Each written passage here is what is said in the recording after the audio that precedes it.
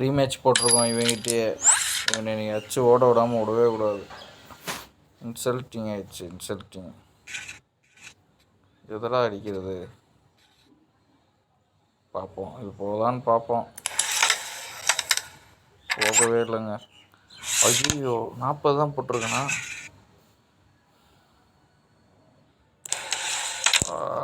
சே அவன் போட்டாங்க. இந்த மேட்சை அவனே வின் பண்ணுறான். போடா போடா.